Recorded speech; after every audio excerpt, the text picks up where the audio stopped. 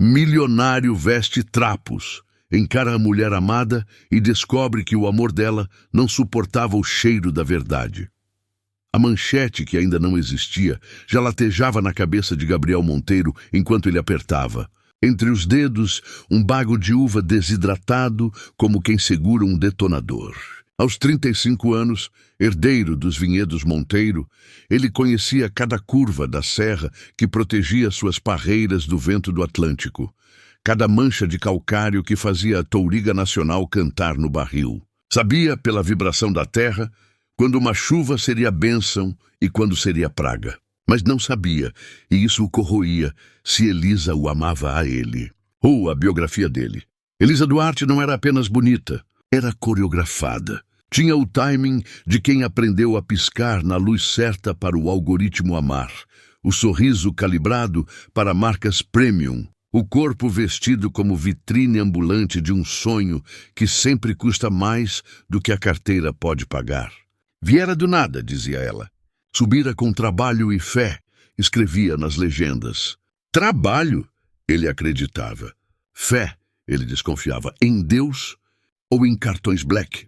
Nos primeiros meses, o encantamento. Ela ria das piadas dele, que ninguém ria, prestava atenção quando ele falava do terroir, fazia perguntas sobre barricas francesas versus americanas, como se juntasse conhecimento para uma prova. Aos poucos, porém, um ruído no coração dele.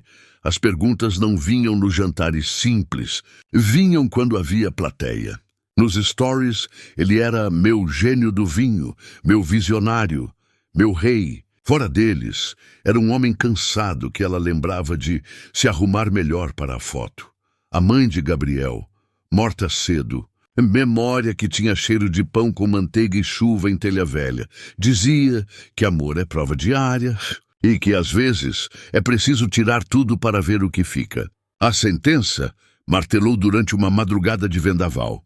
Gabriel levantou, atravessou o corredor de pedra até a sala, onde os mapas dos talhões estavam pregados como cartas náuticas de um capitão que comanda uma frota vegetal. Sentou, acendeu apenas o abajur e desenhou um plano que qualquer amigo chamaria de loucura e qualquer covarde chamaria de crueldade. Sumir de si mesmo, desaparecer do conforto, vestir a rua, provar Elisa, Carmen, a governanta que o criara quando o pai virou fantasma de adega, tentou abortar o plano com a arma que tinha, a verdade. Quem procura a dor encontra. Ele beijou a testa dela e respondeu com outra verdade. Quem foge da dor se casa com a mentira. Na manhã seguinte, dirigiu o 4x4 até um bairro onde ele nunca seria reconhecido. Vendeu o relógio, por baixo, para não gerar rumor. Comprou em 3 brechós uma coleção de roupas que nunca combinaram entre si. Camisa que já foi branca, casaco militar com cheiro de naftalina, calça que pedia piedade aos joelhos. Escolheu botas de obra com a sola se despedindo. Colou fita por cima, não para enganar, mas para que a imagem gritasse fracasso antes mesmo que ele abrisse a boca. 2 dias sem barbear. Um banho rápido de manhã e nada até a noite seguinte. Dormiu vestido, deixando o tecido aprender seu corpo novo. Praticou a voz da derrota nos espelhos rachados de um quarto alugado por diária. Ensaiou o gesto do homem que pede sem exigir, que olha de baixo para cima porque olhar de frente é um luxo que quem cai desaprende. Inventou uma biografia plausível o suficiente para sobreviver a perguntas. Joaquim Alves, ex-pequeno viticultor arruinado por praga e dívida, mulher que foi embora com as crianças, a casa tomada pelo banco, um erro atrás do outro até acordar sem teto. Misturou grãos de verdade do seu mundo, nódoas de botrites, prazos de financiamento com o sal da ficção. Foi tomando gosto pelo personagem como quem toma gosto por um vinho duro. Arde, mas educa. No telefone, mensagens de Elisa.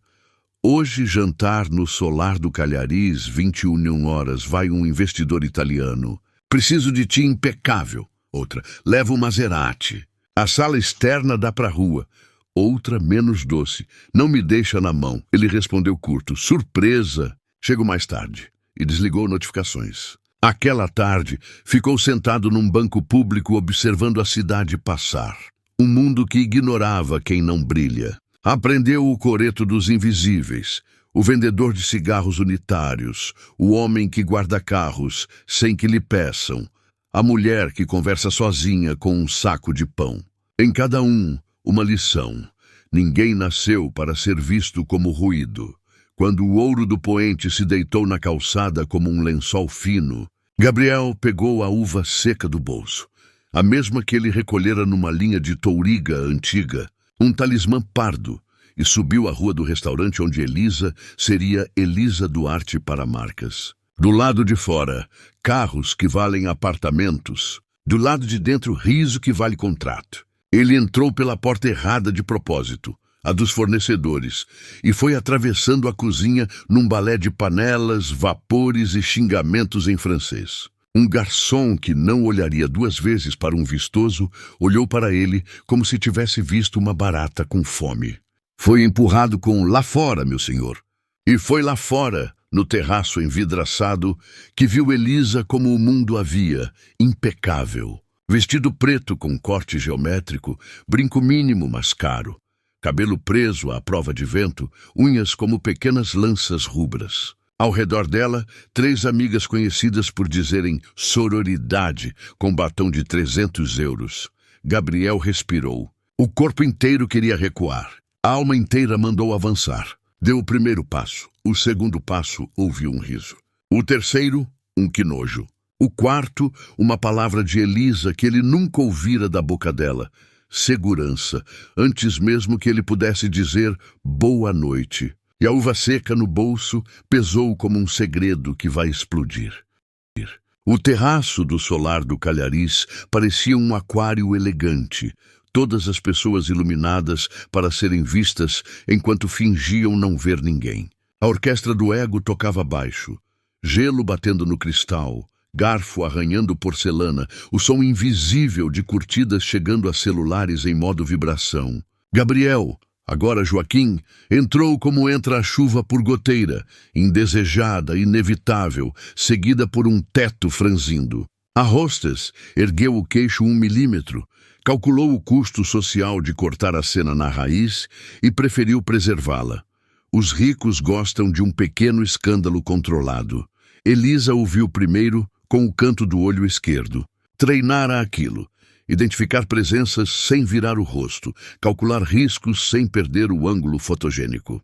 O olhar dela passou de dúvida a reconhecimento da classe dele, a que ele fingia ter caído, e de reconhecimento a repulsa num arco de microexpressões que qualquer câmera lentíssima adoraria captar.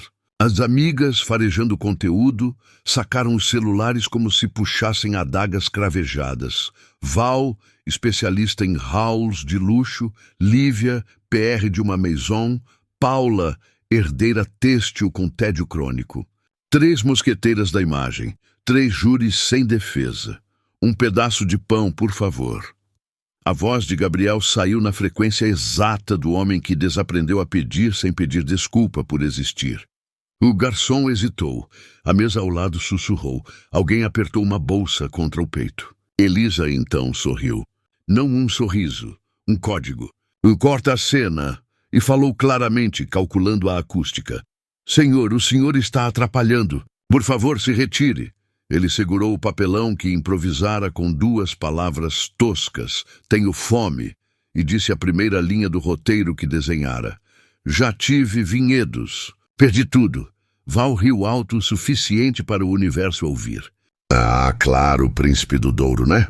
Falido da semana. Lívia, sem olhar, comentou. Chamem a segurança, antes que vire TikTok. Paula bateu a foto. Mas foi Elisa quem acertou o estômago dele com uma sentença que cheira a perfume caro e esgoto moral. Aqui não é lugar para a sua narrativa. Gabriel encarou 2 segundos. Bastava 2 para declarar guerra, puxar o capuz da identidade e incendiar aquele palco. Não o fez. Em vez disso, tirou a uva seca do bolso e depositou sobre a toalha de linho como quem larga uma granada de bolso. Um detalhe que só um iniciado reconheceria. a cicatriz na casca, o tom que denuncia o talhão, a secura que entrega a idade. Elisa fixou a uva com um terror microscópico. Val, achando que era sujeira, soprou. A uva girou e parou ao lado da base da taça. Gabriel sussurrou: "Vim de longe", e recebeu como resposta uma gargalhada que arranhou sua infância. 2 seguranças chegaram com luvas brancas, como se fossem mover uma peça suja num tabuleiro que custa caro demais para ser tocado por humanos. Um deles, baixinho e forte, pediu que Gabriel o acompanhasse. "Por favor, senhor." A palavra senhor veio por protocolo, não por respeito. Gabriel foi empurrado pelo corredor dos ricos, uma passarela de colunas e sombras, enquanto atrás de si as risadas faziam uma espuma ácida. Antes de sumir, ouviu Val: "Não posta isso, Elisa, pega mal." A gente fala de empatia, e ouviu Elisa sussurrando curto: "Depois é dito." Na rua o vento era mais limpo que as pessoas. Gabriel encostou na parede fria e sentiu o coração bater nos dedos. O corpo queria lançar socos no mármore. O espírito recolher-se ao silêncio que separa o homem do instinto. A uva seca não estava mais no bolso, estava sobre uma mesa de gente bonita. Deixara seu brasão no território inimigo. O telefone vibrou. Número desconhecido. "Elisa aqui." "Quem é você?" Ele não atendeu. 3 minutos depois, outra mensagem: "Quem te mandou? Isso é armação de concorrente?" A terceira veio com autocorreção apressada: "Desculpe, fiquei nervosa. Posso te ajudar com comida." Ele desligou o aparelho. O que ele não viu, mas o país veria no amanhecer, foi o vídeo de 42 segundos que Paula subiu com a legenda: "Quando a mendicância vira performance no fine dining."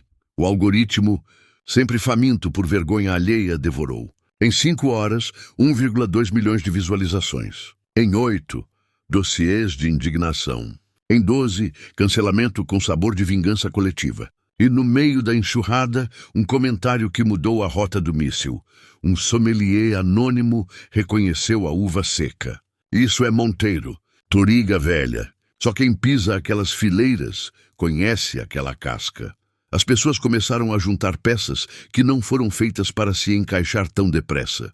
Na manhã seguinte, Elisa acordou com as pálpebras pesadas de maquiagem esquecida e com o barulho de um mundo desabando na tela. Rainha do deboche expulsa mendigo de restaurante. Influência sem empatia. O luxo que fede. As marcas correram para a janela de emergência.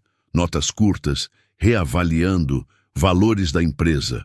Um dos contratos mais gordos sumiu no ar com uma cláusula fria. O pai de Elisa mandou mensagem seca: "Volta para casa. Apaga tudo e fica quieta." Ela digitou resposta, não enviou. Ligou para Gabriel, o verdadeiro, e a chamada caiu direto no vazio. Mais uma, mais 3, nada. À tarde, outra bomba. Um site de negócios ligou pontos que ninguém queria ligar e publicou sem dó. O mendigo era ele, Gabriel Monteiro, proprietário das quintas, que abastecem metade dos restaurantes, que fingem não ver gente com fome. As fotos sobrepostas. Gabriel impecável versus o homem da noite anterior eram tão chocantes quanto inevitáveis. Um detalhe selou a prova: a uva. Aquele mesmo bago seco agora circulava em close como um meteorito vindo do passado para rachar uma máscara. Elisa, com o mundo na boca do lobo, escreveu para ele uma mensagem que não tinha emoji capaz de suavizar. "Se você me ouvir uma vez, eu explico." Apagou. Reescreveu: "Gabriel, eu errei. Eu mereço ouvir." Apagou. Enviou apenas "por favor."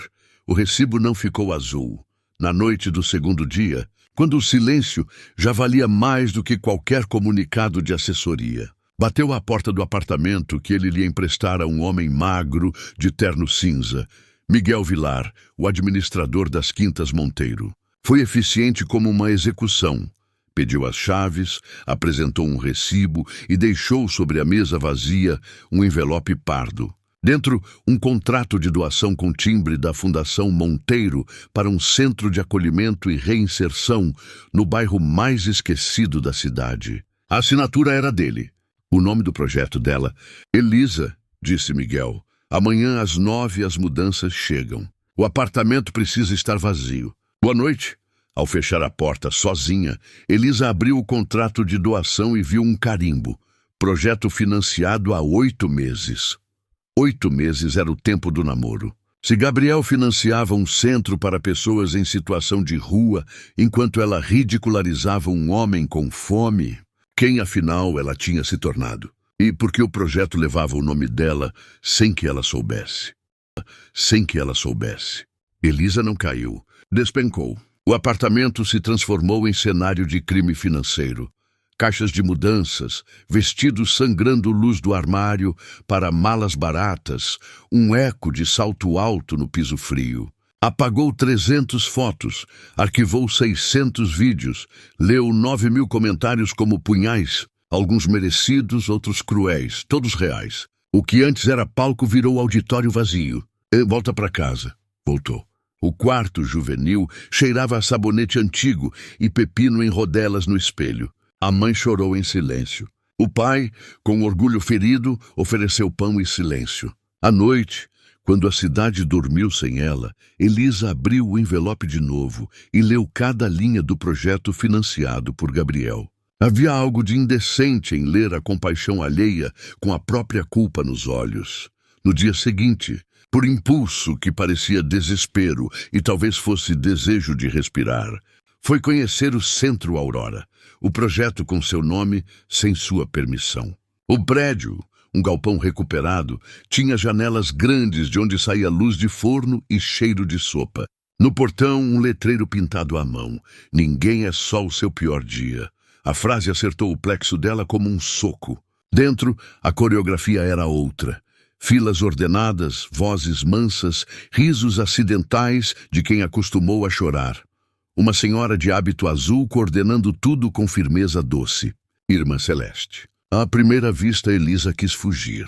Aquilo invertia seu eixo. Mas a freira a olhou como quem reconhece gente e disse apenas: "Pega uma concha." A fila anda. Elisa pôs luvas, como quem calça humildade pela primeira vez. A concha pesou. A primeira tigela escorregou. O caldo queimou o dorso da mão. O pedido de desculpas saiu apressado. A mulher à frente sorriu sem dentes. "Tá quente. Isso é bom." Ao lado, um homem alto com olhos que já viram bom e ruim, Heitor, cortava pão com precisão de cirurgião aposentado. Descobriu depois, professor de física, depressão, demissão, rua. Mais adiante, Fatou, senegalesa que parecia carregar o Atlântico no olhar, cortava legumes como quem talha destino. Ulisses, sírio, engenheiro sem validação. Lavava pratos cantando uma canção que Elisa não conhecia e nunca mais esqueceria. Aqueles nomes que no seu mundo seriam dados de elenco eram vidas. Nos primeiros dias, Elisa foi um poste em dia de sol, estava, mas não iluminava nada. Depois começou a ouvir de verdade, arte que a fama rouba como primeiro imposto. O centro tinha uma rotina que lembrava a orquestra. Café, oficinas, psicólogo, banhos quentes, uma sala de costura com máquinas que giravam o futuro a pedaladas. O estatuto na parede tinha uma cláusula que ela leu 3 vezes. Quem come, lava. Quem cai, fica. Quem volta, é recebido. Foi num quadro de avisos que ela viu, colado com fita, um recorte de jornal antigo. Fundação Monteiro destina 10% do lucro anual para reinserção. O corte mastigado pela fotocopiadora mostrava Gabriel apertando mãos, sempre de terno escuro e rosto neutro. Como quem sabe que caridade exibida é vaidade fantasiada. Na 4ª semana, já com calos nos dedos e uma coleção de cheiros que nunca escolheu, Elisa soube que toda sexta, às 6 da manhã, chegava um caminhão com caixas de legumes que vieram direto da terra. Ninguém dizia de onde. Ela ficou para descarregar. Desceu do caminhão um rapaz de boné, barba rala, mão trabalhada. Tomé. Falou pouco, descarregou muito, assinou um papel, foi embora. Elisa capturou uma pista, o carimbo na nota. Quintas Monteiro. O sangue subiu ao rosto. Desatou a correr atrás do caminhão, como quem corre atrás de uma versão melhor de si. Não alcançou. No chão, uma caixa caiu e com ela 3 uvas secas entre rachaduras de madeira. Elisa engoliu um soluço e guardou as 3 como quem coleciona perdões possíveis. A cidade, enquanto isso, já tinha decidido tudo por ela. Em podcasts, especialistas debatiam o valor terapêutico do cancelamento. Em grupos de WhatsApp, tias imprimiam sua foto em memes. As marcas que não cancelaram antes, cancelaram depois. O algoritmo viúvo arrumou outra musa em 48 horas. E ela lavou pratos. Nunca sentiu tanta dor nas costas e tanta leveza no pensamento. À noite, cansada, escrevia cartas que nunca mandava. Gabriel, eu não mereço que leias, mas preciso escrever. Eu falhei como mulher, como gente. Achei que amar era somar zeros. Hoje descobri que amar é somar horas de cuidado. Não te peço volta. Peço que saibas, eu vi. 2 meses viraram 3. 3 fizeram 1 semestre. Elisa agora era coordenação de voluntariado sem salário. Título inventado por Irmã Celeste para dar nome ao que ela já fazia. Ligar fiéis e infiéis à tarefa de desentupir o mundo com atos úteis. Aprendeu a preencher formulários de documentação, a negociar com farmácias que doam sobrantes, a conversar com homens que não lembram o último abraço. Em um sábado, um rapaz entrou com um olho aberto e outro fechado pelo inchaço roxo. Ela tremeu, mas permaneceu. Colocou gelo, chamou o médico parceiro, segurou a mão dele quando a dor pediu mais que gelo. O rapaz sussurrou, obrigado, como quem aprende língua estrangeira. Na manhã seguinte, o caminhão trouxe mais caixas e um bilhete amassado no fundo de uma delas. O cedo cura, sem assinatura. A caligrafia ela reconheceria no escuro. Gabriel. Na mesma semana, Miguel reapareceu. Não para cobrar chaves, mas para entregar um edital interno. A Fundação Monteiro inauguraria em breve um pavilhão de capacitação anexo ao centro. Curso de horticultura urbana, panificação, marcenaria. Os formandos saem com emprego em obra parceira ou nas quintas. Elisa leu, lembrou da própria voz escancarada no restaurante, sentiu o contraste como quem encosta a língua numa bateria. Miguel a olhou sem raiva, o que doeu mais. Está a funcionar. Ele não vem. Ele não vem. 3 palavras como uma porta fechada com cuidado para não acordar quem dorme. No dia da inauguração, a rua inteira parecia um pulmão coletivo. Tendas, cadeiras, cheiro de pão assando no forno comprado com doação anônima, música de um violino que veio de lugar nenhum. A placa coberta por um pano branco dizia: Pavilhão Monteiro, Oficinas do Recomeço. Elisa organizava voluntários como quem organiza fios elétricos à beira de curto. Irmã Celeste, com flores presas ao hábito, comandava como capitã de navio em mar mexido. As pessoas se ajeitaram.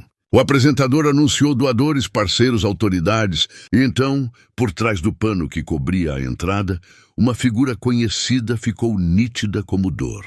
Ele veio sem escolta, sem gravata, sem pressa. Parou, procurou algo no público. Não procurou. Encontrou. Gabriel atravessou o pátio, parou na frente dela e disse, sem sombar o rosto, mostra-me o que construíste quando o mundo tirou teus holofotes. A mão dele tremia levemente como quando segura a tesoura para cortar algo de que gosta. Elisa sorriu com os olhos molhados. Sabia, aquele encontro não era final feliz. Era a segunda prova. Era a segunda prova. Gabriel não trouxe imprensa, trouxe tempo.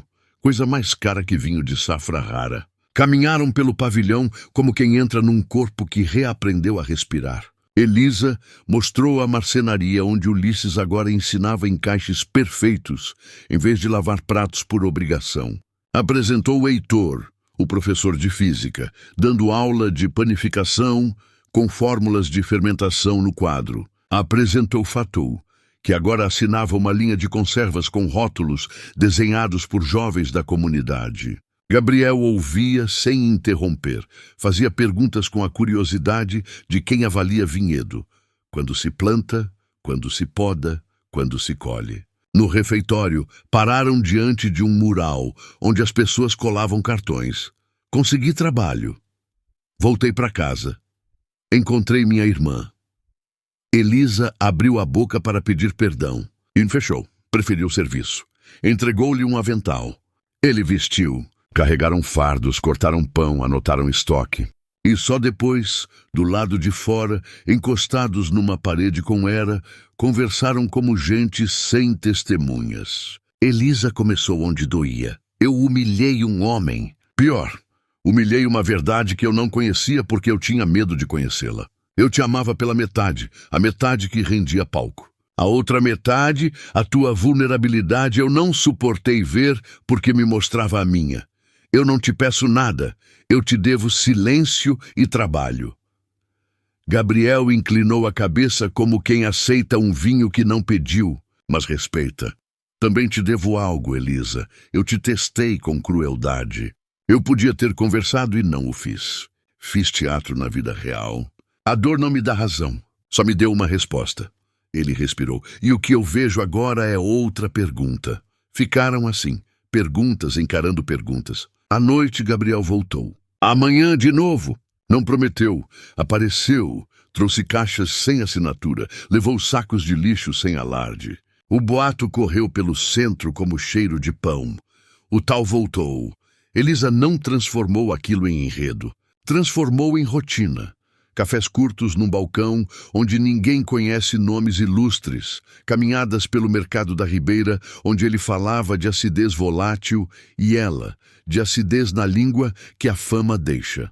Um dia, ele a levou para o talhão 7, o mais antigo, onde a touriga passa doçura para o solo, como quem escreve carta. Aqui, disse, o meu avô me ensinou que podar é amar o suficiente para dizer não. Elisa tocou um tronco antigo e entendeu que amor não é soma de coisas, é subtração de enganos. O país, claro, queria final. Os jornais tentaram fotografar. As marcas sondaram. História de redenção vende. Eles recusaram. Quando saíam para lugares onde ninguém tem pressa de provar pertencimento. Um velho café de esquina em Campolide, onde o dono Ambrósio chama todo mundo de doutor por igual. Um campo de futebol de várzea, onde meninos jogam até a lua cansar. Uma banca de jornal onde jornais ainda existem. A cada semana, Gabriel desmontava um pedaço do castelo que o separava do mundo. A cada semana, Elisa reconstruía um degrau da escada que a tirava do aquário da aparência. Mas havia uma terceira prova, não combinada, inevitável, a vindima. Na madrugada do primeiro dia de colheita, as quintas cheiram a metal doce e terra cortada. Gabriel convidou o centro inteiro para um dia aberto. Oficinas na horta, barracas de comida, crianças correndo entre linhas protetoras de sombreamento. Entre risos e cestos, um acidente. Um curto na tenda de fritadeira, faísca no pano, labareda fina crescendo como mentira compartilhada. Gritos. Alguém caiu. O fogo correu pela lona, como notícia falsa em grupo de família. Elisa não gritou. Desatou nós. Pegou o extintor, enfiou o joelho no chão, espirrou pó químico na raiz da chama, mandou as pessoas abrirem um córrego humano para os baldes. Gritou agora, com uma autoridade que não vem de cargo. Vem de quem já foi cúmplice do caos e decidiu ser cúmplice do concerto. Em 4 minutos, o fogo era lembrança ruidosa. Em 6, a criança que caiu estava no colo de Irmã Celeste com gelo na canela. Em 8, a música voltou. Gabriel olhou para ela como se visse uma safra impossível, resistente, inesperada, necessária. À noite, quando os barris repousavam e a lua fazia inventário de estragos, ele a levou até a adega velha, onde o teto baixo obriga os homens a se curvar como penitência. Havia ali uma mesa de madeira marcada por gerações de copos e promessas. Sobre a mesa, uma caixa talhada por Ulisses com sobras de carvalho das barricas. Dentro, não havia diamante. Havia prata, lisa, honesta, segurando uma pedra olivina que lembra verde de vinha sob sol frio. Elisa disse sem discurso: eu posso te dar todos os símbolos que comprei, mas prefiro te dar o símbolo que fizemos. Não te peço para reescrever o passado. Te peço para escreveres comigo páginas que não precisam de aplauso. Queres casar comigo sem plateia? Ela não chorou bonito. Chorou feio, como choram as pessoas quando desarmam de vez. O sim veio exausto e limpo. Gabriel não se ajoelhou, não por orgulho, mas porque naquela sala ninguém ficava acima. Irmã Celeste, que apareceu sabe-se lá como, bateu palmas 2 vezes e disse: Deus gosta quando as coisas simples se alinham. No pátio, Heitor improvisou pão com azeite, Fatou trouxe chá de hortelã, Ulisses tocou uma melodia síria num violão desafinado. Não houve drone, mas houve vento, e vento na linguagem das vinhas quer dizer mudança de estação. O casamento aconteceu 3 meses depois, na capela pequena que fica no alto da quinta, paredes caiadas, bancos tortos, lírios roubados do canteiro com permissão da terra. Convidados? Trabalhadores, vizinhos, gente do centro, 2 crianças que aprenderam a ler no pavilhão. Um senhor que recuperou documentos graças à teimosia de Elisa, uma moça que encontrou um emprego graças à teimosia de Gabriel. Ninguém pediu celular na entrada. Ninguém tirou. As mãos estavam ocupadas com abraços. A bênção foi curta. A festa, longa como conversas que acabam quando o pão acaba. Passaram-se 5 anos. O pavilhão Monteiro virou rede, multiplicado em outras cidades, cada uma com um mural de cartões. Tive alta, casei, parei de beber ontem. Elisa, agora Duarte Monteiro por papel e Elisa por escolha, coordena a rede com a obsessão doce de quem sabe que a dignidade precisa de logística. Gabriel, menos terno, mais bota, aprendeu a ficar. Ficar na reunião chata, ficar na poda lenta, ficar quando a filha Luz pede para ver a lua nos barris. Eles brigam, porque gente que ama discorda, e se reconciliam sem plateia. A uva seca da noite que virou encruzilhada está emoldurada numa parede sem assinatura. Quando alguém pergunta, eles respondem: lembra que arrancamos máscaras com unhas. Um repórter insistente ainda consegue às vezes abrir um microfone. Arrepende-se do teste? Gabriel pensa nos 2 silêncios, o que salvou e o que poderia ter ferido menos. Arrependo-me da crueldade, não da pergunta. E você, Elisa, arrepende-se da humilhação? Ela respira, olha a filha correndo entre sombras de parreira e responde sem frase feita. O arrependimento é uma casa onde eu não moro mais. Eu trabalho lá. O repórter sorri, fecha o bloco com uma moral que não resistiria a uma noite de chuva na serra. Eles voltam para o que importa: um tanque, um forno, um abraço. E se você procurar um final de cinema, ele existe, mas é discreto. Um entardecer atrasado, a serra recortando laranja, cheiro de mosto trazendo infância que não tivemos. Gabriel segura a mão de Elisa com a mesma firmeza com que segura tesoura de poda, sabendo onde cortar para a vida crescer. Não há champanhe estourando, há pão partilhado. E aquela uva seca, peso de uma noite, leveza de uma escolha, lembra todo dia o que eles já sabem.